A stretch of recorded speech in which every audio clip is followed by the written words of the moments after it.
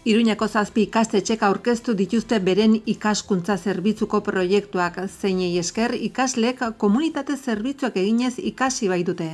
Zaraten kontrako ekimenak auzoan bidezko konsumoren aldeko jarduketak eta esklerosiak jotako gaixoendako musikoterapia, horiek dira landutako jarduretako batzuk. Gobernuak eta Audenasak adostu dute ibilgailu astunentzat zuhastiko bidesaria doakoa izatea, belaten obrak egiten dituzten bitartean. Komunikazio kanpainaren bitartez ibilgailuei jakineraziko zaizkie iragaitzazko ibilgailu astunei jarritako mugak eta Frantziara Leitzarango autobiati joatea komeni zaiela adieraziko zaie. Foruen plaza eta konpainia plazarako eskaintza zabala anitza eta parekidea aurkeztu du Sanferminetarako Iruñako udalak. Bakartxo Ruiz izanen da EH Bilduren lehendakari gaia 2019ko hauteskundetan. Mendillorriko igogailua datozen Sanferminetarako martxan egonen da. Hirigintza batzordeko kideak bisitatu dituzte obrak, non igogailuaren makineria instalatzeko lanak hasia baitira dagoeneko. Jon Alonso idazleak Iruñako liburua azokan aurkeztuko du asteburuan, En el bando de los buenos azken liburua. Gobernuak apirileko euriek eta ugolde kaltetutako udalerrien zerrenda berretsi du. Nafarroan kaltetutako 88 udalerrietarako zerga salbuespenak ere arautu ditu kontribuzioari, jarduera ekonomikoei eta eraikuntza eta instalazioen zergari dagokionez. Hilabete hauetan zehar 7 ikastetxetako ikasgelak ikaskuntza zerbitzuko gela bihurtu dira. Komunitateari zerbitzu emanez ikasteko baliabide bihurtuta. Claret Larraona ikastetxeko ikaslek zarata murriztu nahi izan dute bizitza hobea lortzeko. Beren inguruneko zarata maila aztertu zuten, baita horrek zer nolako eragina zuen Iturramako osasunean ere eta zenbait neurri abiatu zituzten. Lehenengo neurria beren ikastetxean bertan hartu zuten, sirenaren hotsa musika klasikoarekin ordezkatuz. Sagrado Corazon ikastetxeko aurrek ekimen sorta zabala prestatu dute bidezko konsumoa bultzatzeko. Bidezko merkataritzako azoka bat elikagairik xahutzen ez duen jantoki osasungarria eta elikagaiak biltzeko banku bat. Hezitzaileen eskolak zenbait idei bilatu zituen Nafarroko esklerosi anizkoitzaren elkartearekin elkarlanean aritzeko. Eta 1000 aurpegi dituen gaixotasun gisa ezagutzen den gaitzari aurre egin nahi izan zion 1000 irribarre 1000 aurpegirendako proiektuarekin.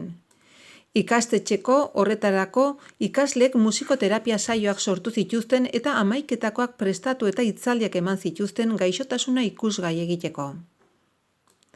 3 ikastetxe horiek izan dira irabazle Iruñako udalak sustatutako proiektu deialdian. Lehiaketa hori ikasturte honetan estrenatu da.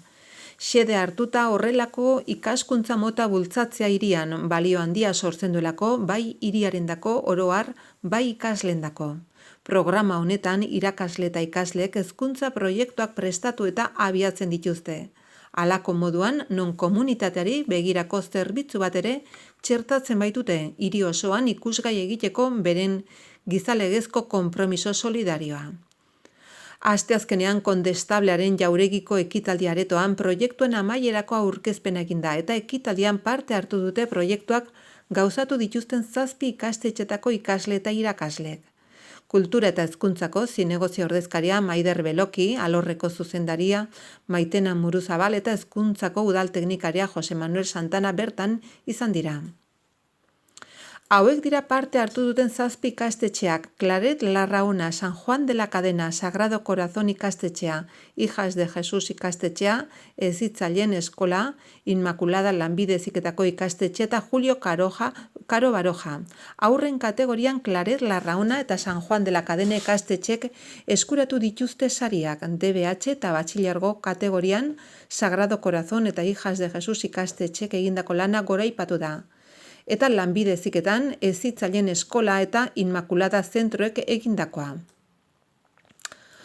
Aurkeztu diren proiektuen abiapuntua izan da Iruñako udalaren deialdia proiektuak egiteko eta irakaslendako prestakuntzarako. Deialdi horren bitartez, saritu eta finantzatu nahi zen ikaskuntza zerbitzuko proiektuak abiatzea, hartara ikasleek komunitate zerbitzuak eginez ikas dezaten. 10 ikastetxek eman zuten izena prestakuntza saioetan parte hartzeko eta saio horiek 2017ko irailean eta urrian egin ziren. Horrez gain, ikastetxeek aholkularitza jaso dute proiektuak egiteko eta lan metodologia didaktikoarekin bat idatzi dituzte. Metodologia horrek hain zuzen ikastetxean non kokatuta dagoen eta bertako komunitateari begirako zerbitzuak txertatzen ditu ikasleek landu behar dituzten kurrikulum eduki, gaitasun eta balioekin batera. Horrela, asmo pedagogikoak eta solidarioak bat egiten dute ikasleek beren ikaskuntza propioan parte hartzen dute eta gizartearekiko arduratsuak dira. Aurkeztutako 7 proiektuak poster banatan laburbildu dira eta hori oinarri hartuta ikastetxe bakoitzak 10 minutuko azalpena egin du, beren proiektuaren nondik norakoak aurkezteko. Horrela, proiektu irabazleak ez ezik bigarren geratu diren beste 3 ekimenak ere ezagutu ahal izan dira. San Juan de la Cadena, Hijas de Jesús eta Inmaculada ikastetxenak, baita Julio Caro BHIren proiektua ere. San Juan de la Cadenako ikasleek koltana da eta ez da jasangarria ekimena landu dute. Eta zenbait jarduera sustatu dituzte gizarteak eta herritarrek kontzientzia handiagoa izan dezaten mugikor eta tabletetan barra dagoen material horren konsumoren gainean. Hijas de Jesús ikastetxeak proiektu hau sortu du. Tikitaka, zure ekimenak badu garrantzia zure laguntza abian. Horren bitartez adin desberdinetako biztanleei zuzendutako aisia jarduerak egitea proposatu dute. Adinekoekin bizi poza partekatzea, haiekin egotea eta bisitak egitea zaharretxetara. Denontzako jostailuak lortzea halakorik ez duten aurrentzat. Eta eskola jazarpena prebenitzeko ekimenak egitea. Etxabetan hitzaldiak emanez eta jarduerak antolatuz gazteen aisialdirako klub batean. Inmaculada lanbide heziketako ikastetxeak zu birlandatzen izenburua jarri dio proiektuari. Zeinaren bidez, hiri baratze bat diseinatu eta prestatu baitu, bertan sendabelarrak hazteko. Ikasleek lantegi bat diseinatu dute sarai kolektiboarentzat argibideak emateko bularreko minbiziaren aurkako tratamenduetan, azala zaintzeko erabilgarri diren parafarmazia produktuen inguruan. Karo Baroja bidai kaiera egin du, joan etorriko bidai bat umetxea elkartearekin. Ekimen horren bitartez ikusgarri egin nahi izan dituzte, santu zelain dauden topaguneak aisialdi osasungarria lantzeko eta auzoko gaztetxoak arlo akademikoan laguntzeko.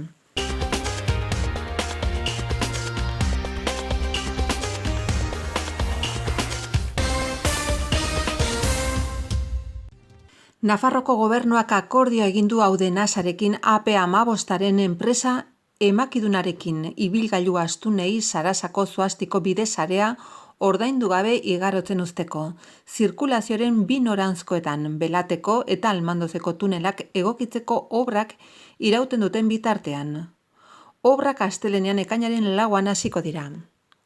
Nafarroko gobernuaren bileraren ondoren, garapen ekonomikoko lehendakari ordea Manu Ayerdik prentsaurrekoan azaldu duenaren arabera, akordioak 2 helburu ditu, batetik, 121 A errepideko obretan trafikoaren murrizketek eragindako garraio sektorearen gainkostuak arintzea eta bestetik Leitzarango autobiatik zirkulatzea bultzatzea Iruña Frantziarekin lotzeko bide egoki bezala, ibilgailu luzeko trafikoaren zati handiarentzat.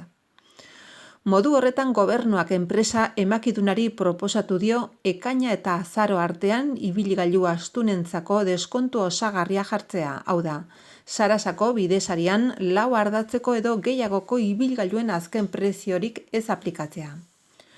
Aurtengo ekainaren 4tik azaroaren 30 bitarte deskontu osagarri hori lortzeko ibilgailu astunek bidesariari dagokion beza banku txartelarekin edo biate gailuarekin ordaindu beharko dute. Eskudirutan ordainduz gero prezio orokorra izango da. Neurri horrekin Nafarroko gobernuak gutxi gora bera 681.819 euroko kostua izango du. Deskontu osagarri aplikatzeko gobernuaren akordioak 2017ko abenduaren 20ko akordioa partzialki aldatu du, hau da 2018ko oinarrizko tarifak onartzen zituena. Gainera, asteazken honetatik aurrera komunikazio kanpaina baten bidez adieraziko da Leitzarango autobia A15 hartzea komeni dela bi noranzkoetan Iruña eta Frantzia artean obrak irauten duten bitartean. Kanpainak 60.000 euroko kostoa izango du guztira eta web orrialde bat sortuko da euskaraz, gazteleraz eta frantsesez ibilgailuen zirkulaziorako murrizketak ez ezik, 4 ardatzeko edo gehiagoko ibilgailuek edo ibilgailu multzoek asteen arabera, matrikularen zenbakia amaieran kontuan hartuta izan ditzaketen debekuen indarraldia ere konsultatzeko. Astero herritarren informaziorako Twitter kontuetan, abildua Navarra eta Foruzaingoarenean, abildua Polizia Foral, NA, ibilgailuen zirkulazioan eragina izango duten berriak emango dira. Halaber, onartutako neurriak ezagutzera emango dira euskarri fisikoen bitartez. Zehazki, azalpen liburuxka baten 2 bertsio argitaratu dira euskeraz eta gazteleraz, eta inglesez eta frantsesez. Oro bat gobernuak frantsesez, euskaraz eta gazteleraz azalpen bideo bat egiteko agindua eman du sare sozialetan edatze aldera bertan, garraioaren sektore profesionalentzat interesgarriak diren neurri nagusiak azaltzen dira hilaren amaiera aldera, San Fermin jaiak direla eta aurreikusitako trafiko fluxua gehitu egingo dela gogoraztearekin batera. Bidearen seinalaztapenari dagokionez, gobernuaren jarduera herri lanetako zuzendaritza nagusiaren jarduera planarekin osatzen da, galtzada eta ingurunea, zirkulazio arauak eta bidearen seinalaztapenari buruzkoa. Ezkabako tunelaren sarrerako biribilguneetan, Dantxarineako pasabidean eta Behobiako biribilgunean, Irunen, 121 A errepideko zirkulazio murrizketen eta A15ko ordezko ibilbidearen berri emango da. Egokitze lanei dagokionean 1210 errepidea osoa, hau da 12,2 kilometro berriz asfaltatu da. Seinalaztapen horizontala, vertikala eta balizajea jarri eta gehitu da. Euste sistemak hobetu eta egokitu dira eta arekak garbitu eta zuhaitzak inausi eta bota dira. Zirkulazio baldintzak hobetzeko 4 puntutan lan egin da, 12 kilometro puntuko zati batean eta sarrerak hobetu dira Almandozko portuaren hasierako bihurgunean. Era berean 3 bihurgune zabaldu dira, 11, 19 eta 7 kilometro puntuko zati batzutan. Halaber, 1210 errepideko Belateko portua zirkulazio arauak azpimarratu dira obrak irauten duten bitartean. 1210 errepideko 12 kilometrotan iparraldeko noranzkoan Irunen ezingo da aurreratu. Hegoalderako noranzkoan Iruña aldiz ibilgailu arinek aurreratzeko aukera izango dute soilik errei bat baino gehiagoko tartetan, zirkulazioaren noranzko berean. Bideko seinaleak indartu dituzte informazio emateko panelak eta kartela jarrita, malda luzeak eta hoien iraupena eta kode seinaleak. Errepidean polizi gehiago egotea aurreikusten da prebentzio gisa naiz laguntzeko sor litezken goraberak hartatze aldera eta zehapen gisa, ibilgailu astunen matrikulen txandakatzea ez betetzeak 200 euroko isuna izan dezake. Gogoratuko den moduan, Belateko eta Almandozeko tuneletan egin behar diren obrak medio azpiegitura horiek aldi baterako itxiko dira ekainaren 4tik azaroaren bukaera aldera bitarte. Lanen helburua da tunelak segurtasunari buruzko Europako araudira egokitzea. Araudi hori aplikatu beharko baita Europa barneko sareko 500 metrotik gorako tunel guztietan. Proiektuaren aurrekontua 5 milioi euro ingurukoa da eta Belateko tunelean 2 bazterbide egin behar dira, zirkulazioaren noranzko bakoitzean bana, larrialdi kasuan ibilgailuak geratzeko. 2 bazterbide hoiek lehendik dauden beste 4 noranzko bakoitzean bina, gehituko zaizkie, aipatu araudira egokitzearren. Ibilgailuak geratzeko aparteko espazio bat eskatzen baitu tunelaren 500 metroko distantzia bakoitzeko. Hortaz, Belateko tunelak 2.960 metroko luzera duenez, 6 bazterbide derrigorrezkoak dira. Almandozeko tunelak 1.210 metro ditu eta eskakizun hori betetzen du, bazterbide bana baitu noranzko bakoitzean. Halaber, likido toksikoak eta sukoiak ebakuatzeko dranatze sistema zarriko da eta suarekiko erresistentea den kable berri ere jarriko da bi noranzkoetan. Gomendio orokorrei dagokionez, oro har ibilbide luzeko ibilgailuei gomendatzen zaie Frantzia eta Nafarro arteko trafikoa desbideratzea. A15 errepidetik Leitzarango autobia, obra garaian, 121 A errepidean autopilaketa izatea aurreikusten baita. Baztan Bidaso aldera joateko aukera Belateko portu zaharra hartzea izango da. Bide segurtasuna eta zirkulazioaren arintasuna hobetzeko, ekainaren 4tik astelehena aurrera, neurria eguneko ordutegian aplikatuko da, goizeko 6-etatik gaueko 10-etara, astelehenetik igandera. Mugak garapen ekonomikoko kontseilariaren foru aginduan jasota daude, eranskinean esaten da, obren lehen astean ezingo dutela zirkulatu 4 ardatzeko edo gehiagoko ibilgailuek, hots matrikula zenbaki bikoitiarekin amaituta dutenek, eta hurrengo asteetan matrikula bakoitiokoekin txandatuko dira, uztailaren 15 bitarte.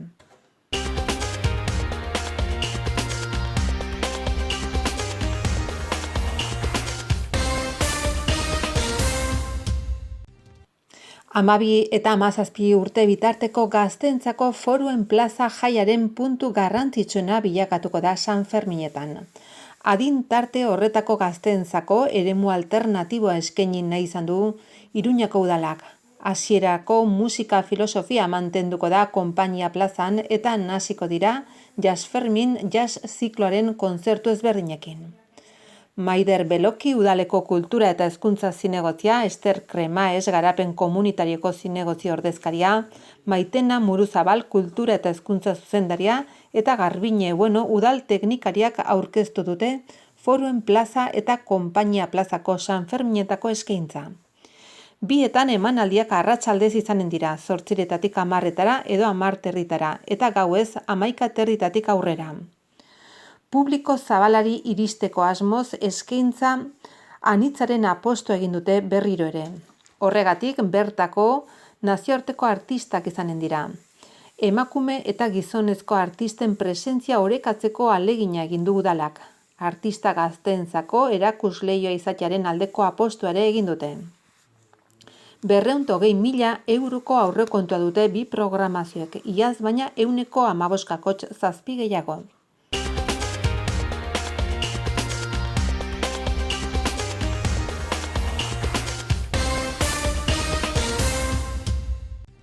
Bakartxo Ruiz izanen da EH Bilduren zerrendaburua 2019ko foru hauteskundetan. Alderdiak beregan jarri duen konfidantza eskertuz hasi du Bakartxok agerraldia, eta nabarmendu du gogotsu eta indartsu ekinen diola erronka berri oneri. Presidente gaia izanen da bera, baina talde oso baten lana izanen da 2019ko bidean. Orain arte egin bezala Adolfo Araiz, Miren Zabaleta, Maiorga Ramirez, Asun Fernandez de Garaialde, Jon Garai, Arantza Izurdiaga edota David Anaut izanen ditu alboan Bakartxok. Nafarroko gobernurako presidente gaia Bakartxo Ruiz izanen da hortaz, Nafarroan hasitako aldaketa finkatzeko hautagai egokina delako aukeratu dute Bakartxo, koalizioak dioenez. Mendillorriko igogailua datozen San Ferminetarako funtzionetzen hasiko da. Iruñako udaleko hirigintza batzordeko eta gerentziako kideek atzo bisitatu zituzen obrak, non Iruñako udalak guztira 817.440 euro inbertitu bai ditu. Goiko eta beheko sarbideetako zimendua jarri dira jada, baita hormigoizko arresi guztiak eta dorreko zein zaldaineko egitura metalikoa ere. Orain instalatzen ari dira errailak eta igogailuaren barruko makineria guztia. Gainera lanak bisitatzean egiaztatu ahal izan da eginda daudela igogailua auzoaren goiko aldearekin lotzen duten instalazioak eta bideak. Naiz eta ureztatzeko eta lore zaintzako lanak falta diren. Hurrengo astean aurreikusita dago goiko sarbideko baranda eta edikuluko kristala, igogailuaren dorreko kristala jartzea. Horrela azken ukituak emango zaizkio igogailu dorre esentu moduan diseinatutako igogailuari. Zeinera goiko aldean 29 metroko zaldainaren bidez sartzen baita. Goiko alde horretan Badostaingo errepidea beirazko markesina bat paratuko da igogailuaren zain egotean eta edo igogailutik irtetean erabiltzeko. Beheko sarbidean beste markesina bat paratuko da. Baldostain kontzejoaren eta Etxalatz Jaurerriaren kaleen bidegurutzean. Igogailuaren bidez 18,5 metroko distantzia gaindituko da eta igogailuak 11 segundu besterik ez ditu beharko desnibel hori gainditzeko. Igogailua panoramiko elektriko honetan 22 persona joan daitezke. Sartzeko eta irteteko denbora kontuan hartuta uste da igogailuak orduko 50 bat bidai inguru egin ahal izango dituela. Proiektu honen abiapuntua auzoko irisgarritasuna hobetzea da, oztoporik gabeko lotura ahalbidetzeko Mendillorriko beheko aldean eta goiko aldean kokaturik dauden gainerako fasen artean, izan ere goiko aldean daude auzoko zerbitzu gehienak. Gilen Obras y Proyectos SL enpresa egiten ari da lanak horretarako egindako lizitazioaren irabazlea baita.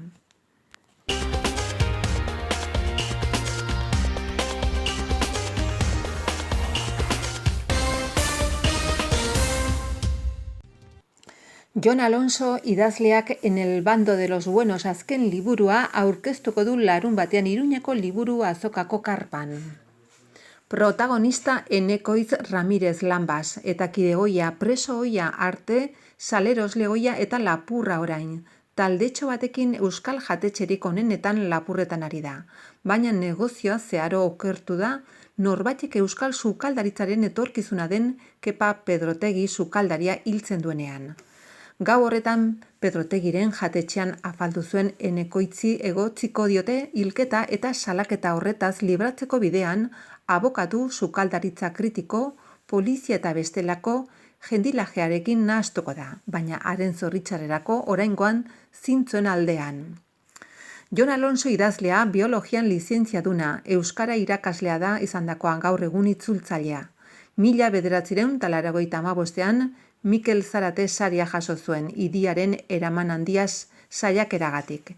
2001ean aurreneko Joan Zelaia saria irabazi zuen Agur Darbin lanarekin. 1985ean argitaratu zuen lehen novela Katebegi galdua eta 1998ean novela eta saiakera artean dagoen Camembert helburu lana. Ondoren Euskal Karma Rapsodia, Odei Berdeak eleberria eta Erretzaileen eremua ipuin liburua argitaratu ditu, bestea beste. Itzulpen gintzaren ere aritu da, berak euskaratu zuten Jose Saramagoren Lisboako setioaren historia eta Julio Cortazarren zenbait ipuin, Julio Cortazar antologia, Apetatsua eta Jon Bilbaoren Kometaren eraginpean. Txalapartan zintzoen saldoan eta hiri hondakin solidoek eleberri beltzak argitaratu ditu. Beltzaren koloreak eleberri beltzari buruzko saiakera ere plazaratu du.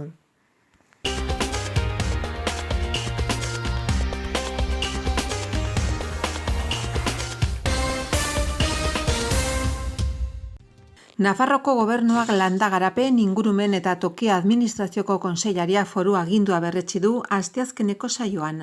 Apirilean gertatutako ezoiko euri jasa eta uholden ondorioz, kaltetutako udalerrien zerrenda onartuz eta udalerri horietako persona fisikoek naiz juridikoek balia ditzaketen salbuespenak eta udale jasoko dituzten zerga konpentsazioak zehaztuz.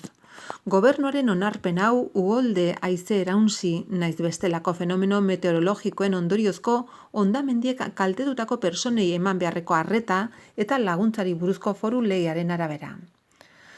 Onartutako foru aginduan zehaztu denez, foru komunitatearen iparraldeko, erdialdeko eta hegoaldeko eremuetako 98 udalerri izan ziren guztira, apirilaren 6tik 13 bitartean gertatutako euri jasan ondoriozko uholden kalteak pairatu zituztenak.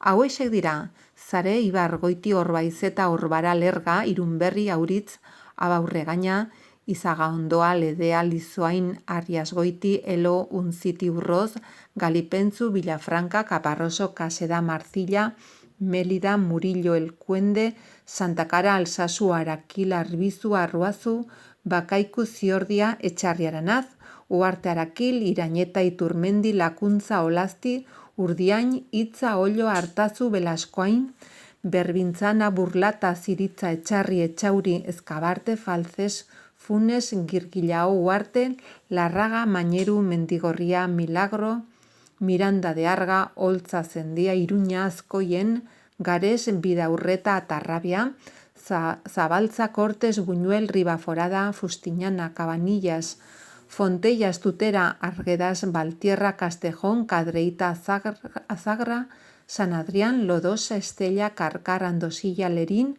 Ameskoabarrena, Burgi, Galar, Aribe, Oroz, Betelu, Tafalla, Erriberri, Beire eta Pitillas. Zerrenda honetan eskaera aurkeztu ondoren sartu diren beste udalerri hauek ere ageri dira. Zare, Ibargoiti, Orbaizeta, Orbara, Lerga, Irunberri, Auritz, Abaurra Gainena, Izagondoa, Ledea, Lizoain, Arriasgoiti, Elo, Unziti, Urrotz eta Galipentzu. Gainera foru aginduak laguntzak arautu ditu zehazkiago esan da persona fisikoi eta juridikoei dagozkien salbuespenak eta zerga konpensazioak, beti ere kontratatutako aseguru polizen eta horrelako egoeretarako. Estatuan naiz Europar Batasunean egon daitezken bestelako laguntzen osagarriak eta subsidiarioak izango direnak.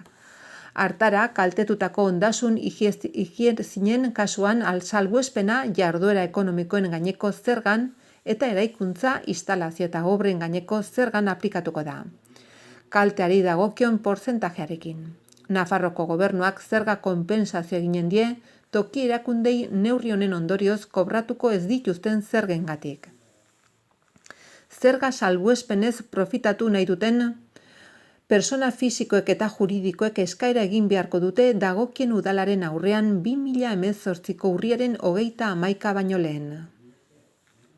Foru aginduak halaber kaltetutako ondasunek asegurua izan ala ez aurkeztu beharreko dokumentazioa zehaztu du.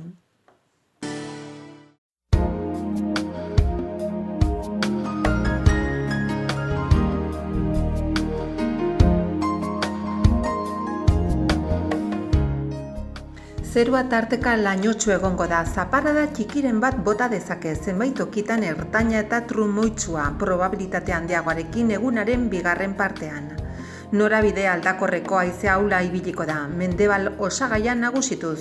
Eguerditik aurrera ipar osagaiti finkatu eta ahul ibiliko da tarteka bizi. Temperatura minimoetan aldaketarik ez eta maximoak gutxi igoko dira. Ostiralean zerua lainotsu edo oso lainotsu agertuko da, goizean zehar zaparrada txiki ertaina botatzen hasiko da, zenbait tokitan trumoiak jo dezake eta txingorra ere egin dezake eta baliteke gogorrak izatea. Arratsaldean zaparradak orokorragoak izango dira eta ugariagoak. Ipar osagaiko haize ahula ibiliko da tarteka bizi. Ekaiz eremuetan haize bolada gogorrak izan daitezke, temperaturan aldaketarik ez.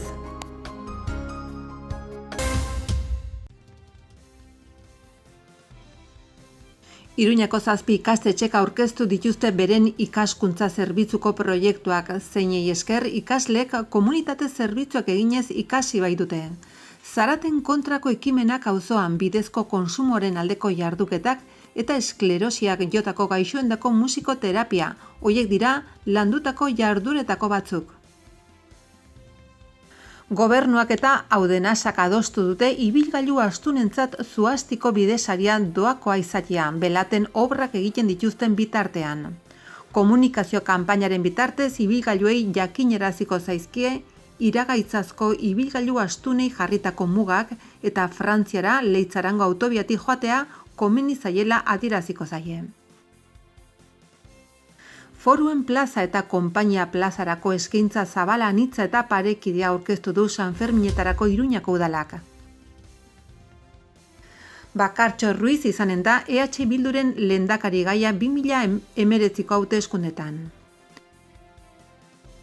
Mendillorriko igogailua datozen Sanferminetarako martxan egonen da, hirigintza batzordeko kideak bisitatu dituzte obrak, non igogailuaren makineria instalatzeko lanak hasia baitira dagoeneko. Jon Alonso idazleak Iruñako liburua azokan aurkeztuko du asteburuan, En el bando de los buenos, azken liburua. Gobernuak apirileko euriek eta ugolde kaltetutako udalerrien zerrenda berretsi du. Nafarroan kaltetutako 88 udalerrietarako zerga salbuespenak ere arautu ditu kontribuzioari, jarduera ekonomikoei eta eraikuntza eta instalazioen zergari dagokionez.